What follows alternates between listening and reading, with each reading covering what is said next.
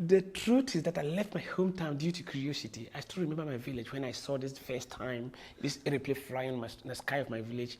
Meanwhile, my toy car manufactured by myself couldn't even walk just a single meter.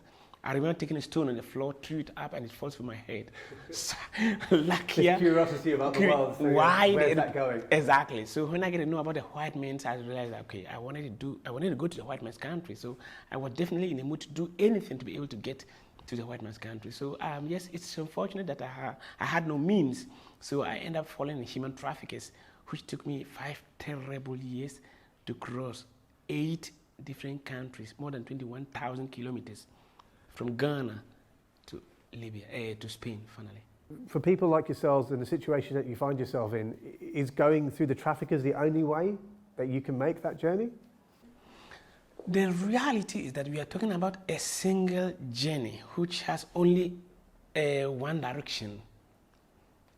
You can only get to this journey through the hands of human traffickers, which is being controlled by the same police who signed agreement with the Western country, with the Western governments.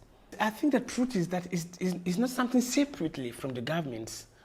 All the presidents and leaders of the North African countries, for example, who signed an agreement with the Western world to receive millions and millions of euros every year to protect and defend Western world from migration, is a huge business.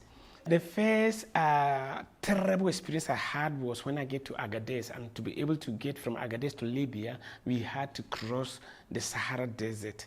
And unfortunately, out of 46 people, we was abandoned in the middle of the desert after 21 days. Only 6 of us survived. Well, let's take your journey to when you finally arrived in Spain and you were taken in by a family. What was that like? What was that experience, that culture shock from having journeyed so long to finally get to your destination? It's sad to say that I felt even more lonely in the city of Barcelona than the Sahara Desert, at least my first 2 months, where I slept and eat from the rubbish in the city of Barcelona. Nobody looks into my eyes.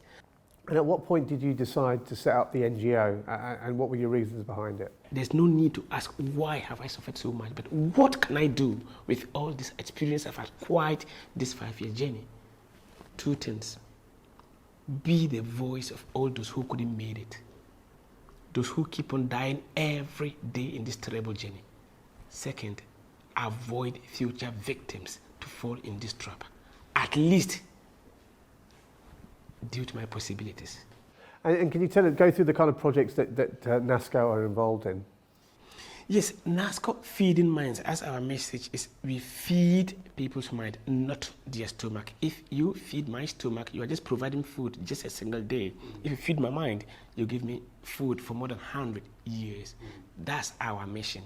But not only computer labs, we also have other projects like Human Empowerment Project, where we teach women how to create beekeeping. And today we have our first production on about 82 women have learned how to do honey in Ghana. Some of the honey is being commercialized here in Barcelona. And how important is it to you, do you feel, that to bridge the, what you call it, the digital divide, as it were, between Africa and the rest of the world? I mean, do you think that's key in Africa, sort of realising its potential?